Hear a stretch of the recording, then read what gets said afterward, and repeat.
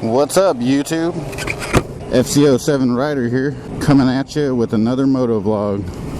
This is motovlog number 2. Today I have a little bit of a topic. I'm going to talk about having a motorcycle as your primary source of transportation, or as your only source of transportation, which is my situation right now.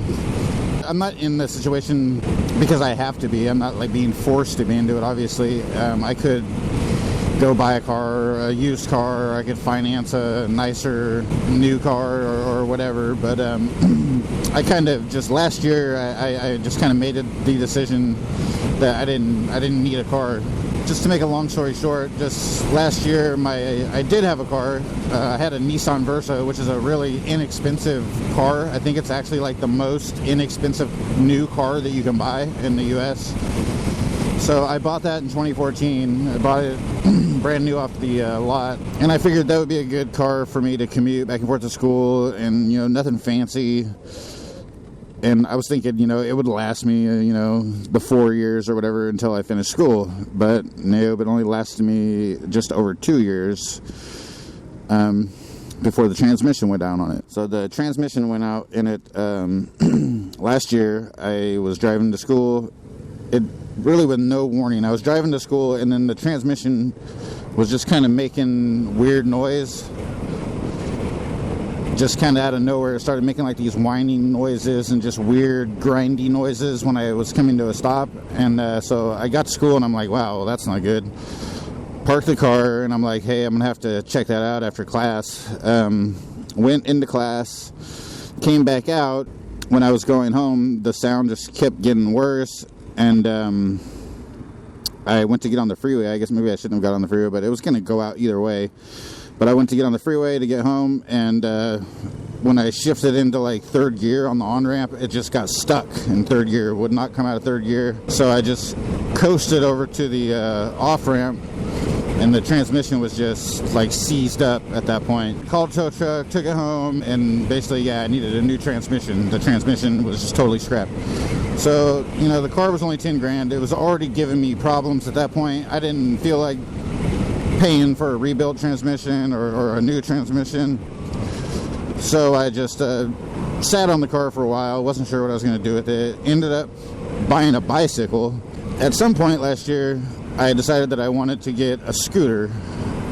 I had this guy on my morning commute on my bicycle that would like pass me up like almost every morning on this little scooter, and I just thought it was cool. He would ride it in the bike lane sometimes, and then sometimes I would see him not riding in the bike lane, like out with traffic, and it was just a little scooter. I think it was one of those Chinese scooters, and I was like, yeah, I want to get a scooter. Maybe I'll ride that to school sometimes instead of riding my bicycle. I started looking online at scooters. Throughout my journey of researching scooters, I ended up having my interest sparked more in motorcycles. Ended up buying the Yamaha FCO7 2016. Shortly after I bought the Yamaha, I posted my Nissan Versa, posted it on Craigslist, and then ended up selling that.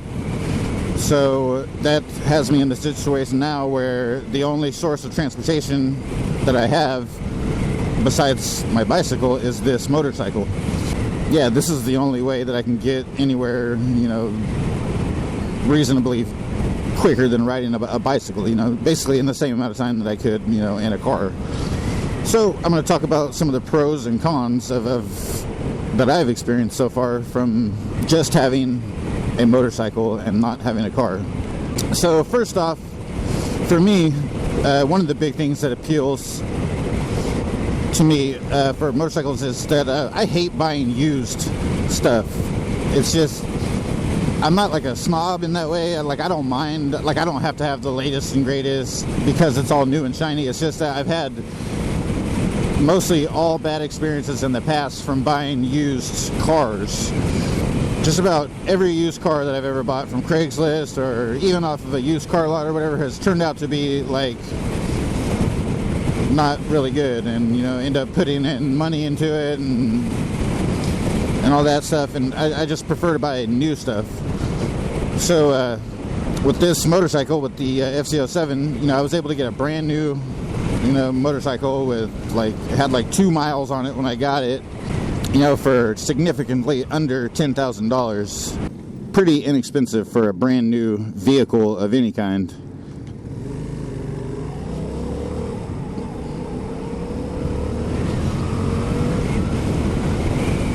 With my Nissan Versa, it was brand new, but it was like the least expensive brand new car you could get, and it was still cost more than this motorcycle. It was like close to $11,000 out the door. So this motorcycle, it's not the least expensive motorcycle you can get. It is more of a kind of entry level, I guess, priced motorcycle, but there are a lot of motorcycles that are even less expensive than this motorcycle. So it's kind of like a middle of the road, more close to the bottom of price-wise motorcycle. And in my opinion, and I would say in most other people's opinion that own this bike, you get a lot for what you pay. Even though it is closer to the bottom end of cost, I think it's a pretty good quality motorcycle, you know. You get more for your money with the motorcycle, in my opinion. So that's one of the pros. People don't like to share buttholes, man. Let me get through here, you dickhead. Big old truck. Look at that big old truck. He's gonna run me over.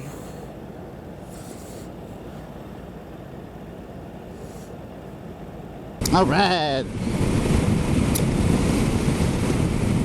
So, pro number one, and I guess this is a subjective. These are pretty much all going to be opinion-based, I guess, for the most part. But in my opinion, generally, you get more for your money with a motorcycle. I mean, I guess some people would say, no, you don't get more because you don't get, which this kind of plays into some of the cons, I guess. Another way of looking at it is with a car you get, you know, a heater and an air conditioner and like an actual interior shell. That is one of the things that I miss about having a car. Is like my car was kind of like my base camp when I was like out and about doing things. Like, you know, if I was out doing some work for my old job, or you kind of always have your little rolling little home, you know, in a way. I know it sounds kind of weird, but you just kind of have a little place to kick it all the time, and that's one of the things you don't get with a motorcycle. So I guess we'll say that's the first con of only having a motorcycle, is you don't have that just interior kind of rolling office space or living space, if you will. You know, I mean, not necessarily that you want to live in a car, but I mean, your car is just always kind of a place to kick it, that if you need somewhere to just sit or even take a nap or whatever, as long as you got your car, you can just park somewhere and kick it and do whatever, you know, play on your phone, or, you know, maybe watch some Netflix or take a nap or whatever. And you can't really do, I mean, you can't do that on a motorcycle because you're outside. On a motorcycle, you're outside and nowhere to kick it. I think that's probably my biggest thing that I miss about having a car. Is with my car, I used to just love having it as a place to just chill, you know, when I wasn't driving it. Just wherever I'm at, I could park it, and there I am, you know, and I have somewhere to kick it. With the motorcycle, that's not the case. Another pro number two of having a motorcycle is that motorcycles are much better at negotiating traffic than cars. When you're in a car, I mean, you can do a little bit of weaving and getting in and out of traffic and kind of make it, but when you're in a car, you're basically at the mercy of the slowest person that may be in front of you somewhere, you know. So if there's some jackwad up in front of you he may be several cars in front of you, you know. He may be a half a mile in front of you, and he's doing 15 miles an hour or more under the speed limit, and nobody can get around him, then all of the other cars in front of you are forced to go that speed, and so are you, and there's really nowhere to go. But on a motorcycle, it's much easier to negotiate those types of situations. Motorcycle generally accelerates faster than most cars. A lot smaller, so you could fit in little places. A lot more nimble. Luckily, in California we have a bunch of, you know, California has a bunch of whack laws, but luckily, and I can't believe that we're the only state that is allowed to, as far as I know, California is the only state that actually has a law on the books that says that it's okay for motorcycles to you know, ride in between lanes of traffic or lane split, you know. I know there's a lot of other states that just do it anyway, and that's the way it used to be in California, is that motorcyclists just kind of did it anyway, and you know, the CHP and different police agencies just basically didn't care.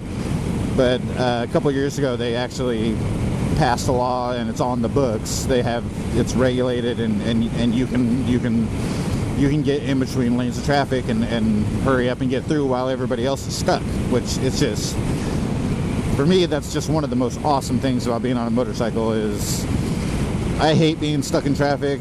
I mean, I don't get road rage or anything like that, but I hate it. I hate being at the mercy of other people's choices. You know, somebody else way up in front of me is choosing to go slow, and I have somewhere to be, and now that because they want to go slow, I'm not going to be able to get where I need to be on time. Well, with a motorcycle, that's not nearly as much of a problem.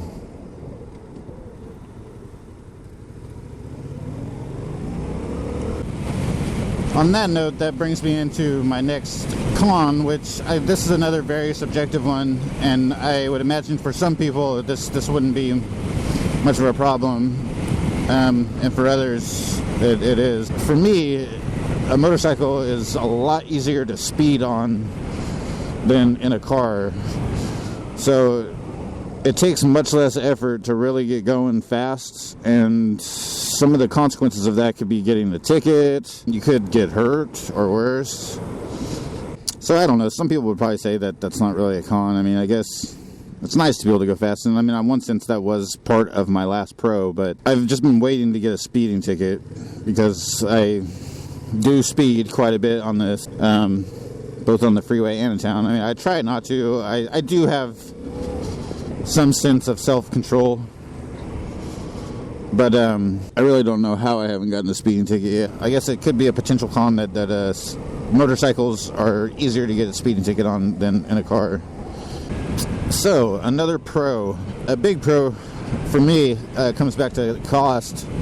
And even with me, the way that I'm always gassing the crap out of this bike, and I'm hoping that I get over that rush of just open throttle. That'll bring me into my next pro, is that motorcycles get way better gas mileage than cars. Even though I'm always romping on the throttle on this bike, with my average fuel mileage, I'm still getting like 43 miles to the gallon. And if I were to take it easy and not romp on the throttle all the time, I mean, I could get as much as 50 miles to the gallon or more. This thing has like the speed and agility of like a sport type vehicle, you know. It has the speed and even more agility than like a sport car, with the fuel economy of like a frickin' Honda Civic, like the fuel economy of like a super economic, like 4-cylinder type good gas mileage car. So you get performance and good gas mileage, which is just sweet in my opinion. Whoa, watch out, jerk.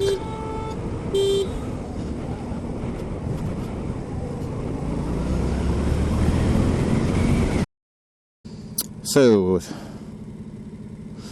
like I said before I knew I would forget which number I was on, so we're just going to ditch the whole number scheme and just talk about pros and cons. So, another con of having the motorcycle, the biggest one, which I have experienced so far, is if you have a motorcycle as your only source of transportation, you know, like I said before about the car and having a place to hang out inside, I mean, besides it only being a place to hang out, it's also a place to be warm or be dry or be out of the weather and all that kind of stuff. When I first got the bike, I was scared to ride it in the rain because I was like, oh, I don't want to ride in the rain. It's slippery. I'm going to crash. Plus, I didn't want to get the bike dirty, which does suck. It's dirty right now, and I still haven't cleaned it because it's going to be raining again in a couple days anyway. So if you have a motorcycle as your only source of transportation, you are at the mercy of Mother Nature. If you have somewhere to be and it's raining, you're going to get wet. If you want to go there and you're going to take your motorcycle, there's no shell, there's no cage, you're outside. So you're going to be cold, you're going to be wet. The only thing you can do is, you know, buy some good motorcycle intended rain gear and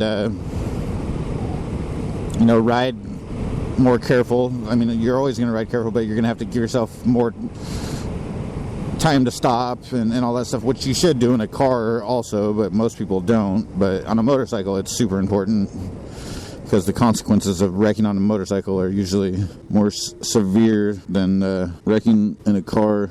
So yeah, the weather, that's a huge con. I have had to ride in the rain a few times. The first time that I really rode in the rain was on the way to my MSF course. I already had the motorcycle.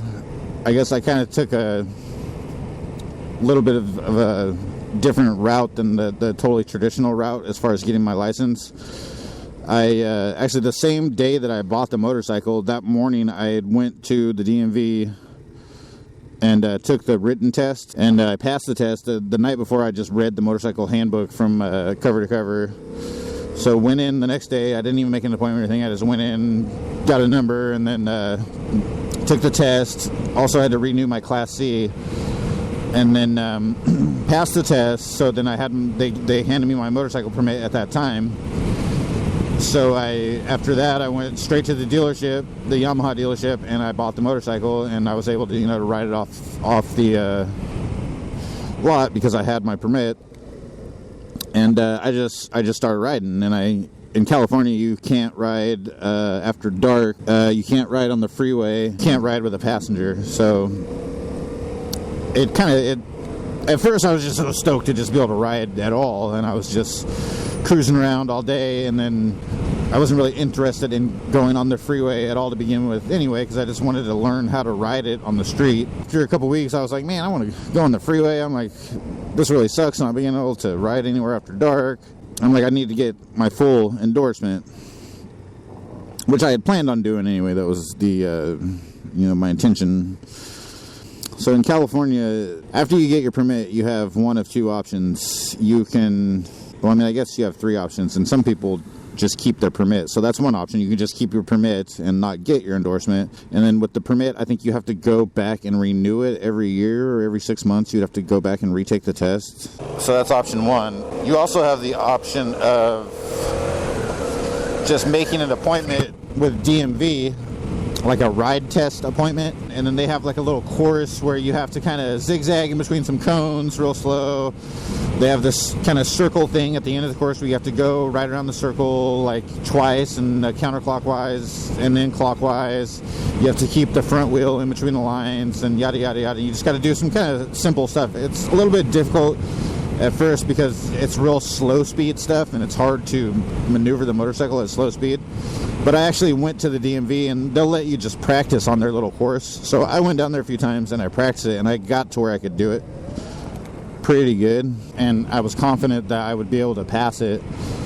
But, the more that I rode and the more that I researched online, I felt like the responsible thing to do would be to take the MSF course. And I just felt like it would be, besides being responsible, I just felt like it would be the safest thing for me to do, just to go, because I didn't really know how to ride. Nobody has ever taught me how to ride a motorcycle. I just started riding it and just kind of learning on my own, I guess you could say. So I was like, hey, instead of just all this self-taught stuff, I need to actually go and have some professional person teach me some of the fundamentals of how to ride a motorcycle. Passed that, and then got my my motorcycle endorsement, which I don't remember how I got onto the subject, but anyway, there's that side story. Nice turn signal, bitch. Get away from all the cars. I hate traffic. Ugh, it sucks.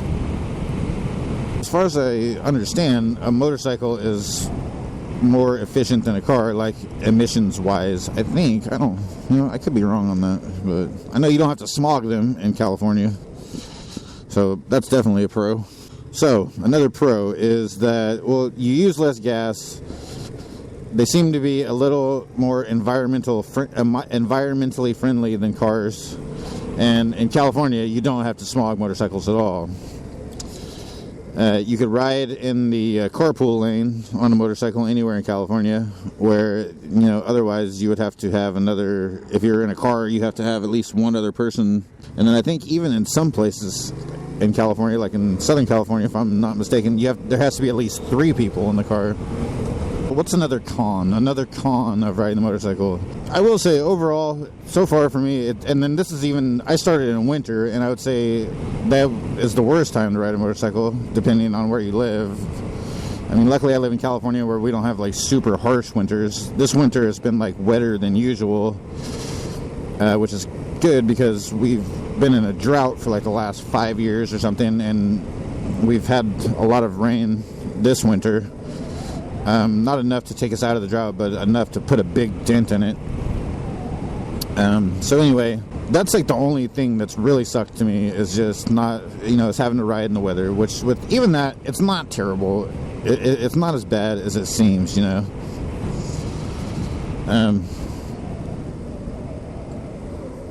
Just now riding by that biker. Come on, lady. Yeah. Oh, that's all right. So another huge pro of riding a bike is when you buy a motorcycle, at least in the USA, especially in California, but I'm pretty certain this goes for everywhere in the US. I know California has like one of the biggest, if not the biggest, biker culture, in the country. No offense to anybody else. I know Florida has a huge biker culture as well. There's even subcultures of motorcycles in California. We have cruisers, rice rockets. We have the weekend warriors. We have like 1%ers. I mean, there's just humongous motorcycle culture in California. So when you buy a motorcycle in California, in the U.S. for sure, whether you want to or not, you are automatically a part of a new club. You're a club member of the motorcycle club. I'm not talking like, the Hells Angels, like that kind of motorcycle club, but you're part of a brotherhood and sisterhood. You're just part of this culture, whether you like it or not. You're in the club, and in my opinion, it's super cool. You see people on motorcycles, I mean, you are automatically going to wave at each other. 9 times out of 10, you do get, every once in a while, you get some stuck-up buttheads riding around that don't like waving, just antisocial people or whatever, I don't know. I mean, sometimes you can't wave if you're doing your clutch or, and you're just in a situation where you can't take your hand off the handlebars, but then you can just kind of, give a good little nod or what's up with your head, Yep, when you buy a motorcycle, you are automatically joining the club. Oh my God, this road is messed up. Hey, there's like a roundabout thing. I can just ride around this. Let this person go by me.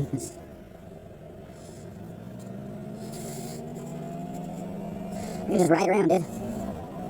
Look at this roundabout. It's my new racetrack. Make sure there's no gravel nowhere. I don't see none.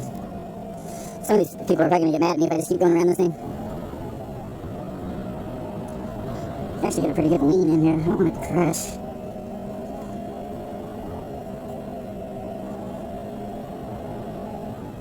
Yeah, it's kind of funny. So yeah, if you ride a motorcycle, you are part of the motorcycle club in general in the United States. I don't think they do it as much in Europe and Asia, just because motorcycles are just more of a thought of as just like a car almost in Europe and Asia. This is to the best of my understanding. I don't know. I could be wrong, but from everything that I've read, they don't really do like the biker wave as much in Europe and Asia, because I think there's just a lot more people that ride motorcycles there, and they just think of it more as a way to get from point A to point B, which is kind of how I think of it now too. I mean, don't get me wrong. I do love my motorcycle, and I love being a part of that culture, kind of a part of that club, and but to me, having it be my only source of transportation, I also think of it as a way to get where I need to go. Freaking speed bumps, man, everywhere.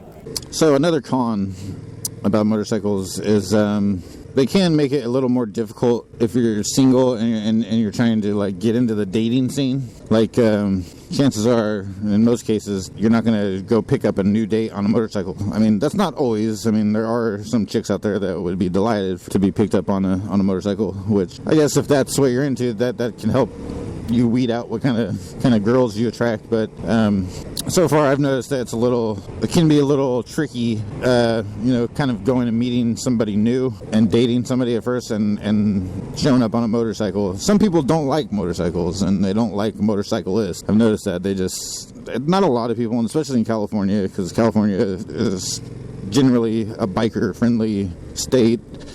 But there still are some people that just think people that ride motorcycles are stupid or reckless, or, you know, you would have to be dumb to go speeding around on that death machine, you know. And I've kind of noticed that a little bit with some chicks, and they're like, man, he doesn't even have a car, whatever, you know. So I mean, that can be bad, but at least, hey, you're weeding out chicks that don't have the same philosophy of life. Oh my god, people are going so freaking slow through here.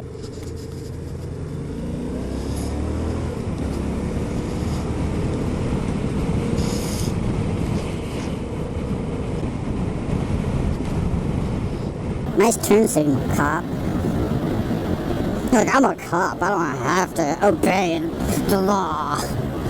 Do whatever the fuck I want, man.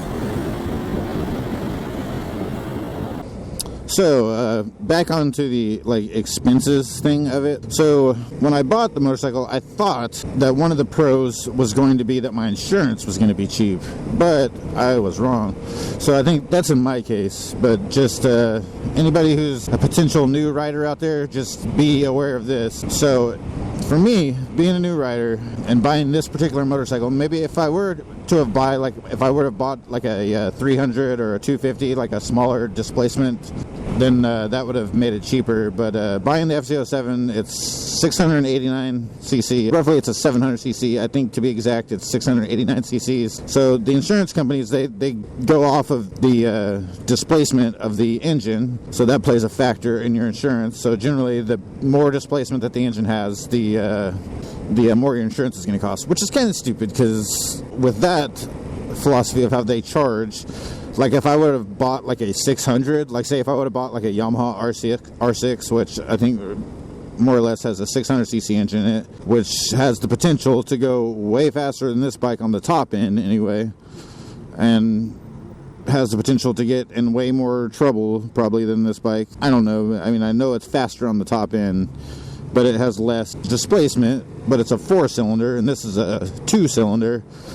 But they don't go into all those specifics with the 2-cylinder or 4-cylinder, so you would end up paying less for an inline 4 600cc than you pay for a parallel twin 700cc. So the biggest things that made my insurance expensive were A, the bike is brand new, it's a 2016. B, it has a higher displacement, like 700 cc's versus like 250 cc's. And C is that I was a new rider. You know, I hadn't had any experience riding under my belt. So insurance isn't cheap for this. I got full coverage on it. If I wanted to get just liability, it would have been less. So, but in the future, I think it will be less to insure.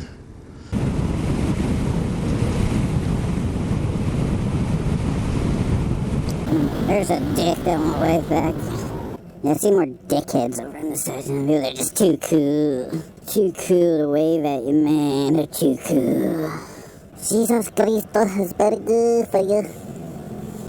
So yeah, I guess the whole insurance thing just could go either way. I mean, the general consensus is that insurance tends to be cheaper for motorcycles, especially if you don't get full coverage. Another pro, nobody's going to ask to borrow my car because I don't have a car. So somebody can be like, hey man, can I borrow your car? Which used to happen when I had a car. Nobody's going to ask to borrow my motorcycle. And if they did, I would say no. But people used to borrow my car, which for some reason it just seems more acceptable. If somebody asks to borrow my car, like my brother or somebody in my family or a friend or whatever, like I would probably say yeah. Also with the motorcycle is you don't have to give people rides. Like with my car, I would end up carting people all over the place and taking people here and there. And can you pick me up? Can you drop me off? Yada yada yada yada. And with a motorcycle, you don't have to do that. So yeah, that's a pro. You don't have to cart people around. You're like, nope, all I have is a motorcycle. Sorry, can't give you a ride. So another pro of riding a motorcycle, and for me, this is the biggest pro of all.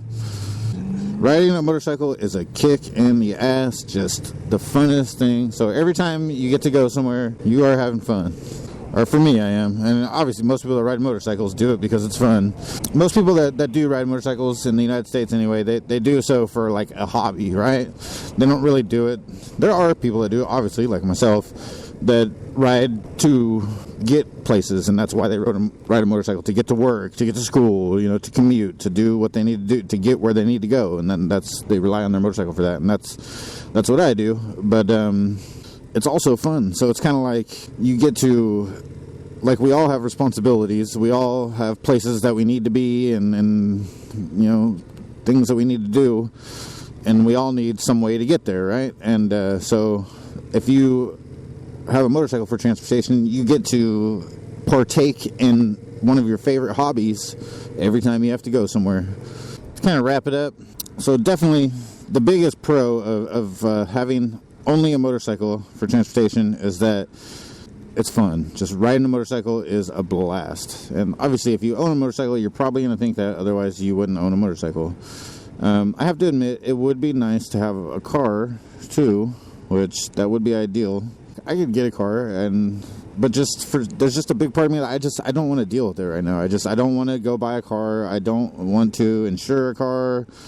I don't feel like, yes, like maybe I want a car and it would be easier to have a car, but I don't need it. It's not a necessity. The motorcycle is, I'm kind of a minimalist, so for me it's just more of a minimalist source of transportation. And it gets the job done, and it is super fun to ride. I love it. So with that, I think I'm going to wrap it up, and thanks for watching, guys. Peace out.